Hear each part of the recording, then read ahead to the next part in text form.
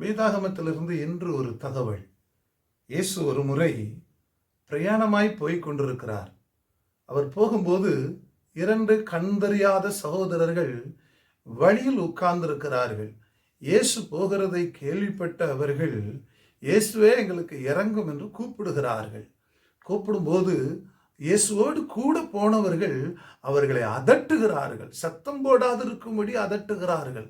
இன்றைக்கும் அநேக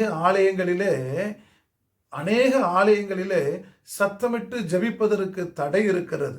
ஆனால் இந்த அருமையான சகோதரர்கள் மத்தேயு 20:31 அவர்கள் அதட்ட அதிகமாய் சத்தமிட்டு ஜெபிக்கிறார்கள். அவர்கள் அதட்டும் போது இவர்கள் அதிகமாய் ஜெபிக்கிறார்கள். உங்களுடைய ஜெபங்களுக்கு எங்கே தடை வருகிறதோ நீங்கள் ஊக்கமாய் ஜெபியுங்கள். ஊக்கமுள்ள ஜெபத்திற்கு மிகுந்த பலன் உண்டு. ஆண்டவர் இறங்கி அவர்களுடைய கண்களை திறந்து அவர்களை மகிமைப்படுத்துகிறார். உங்களையும் ஆண்டவர் மகிமைப்படுத்துவேன் என்று வாக்கு கொடுக்கிறார். இயேசுவின் நாமத்தில் பிதாவே, ஆமென்.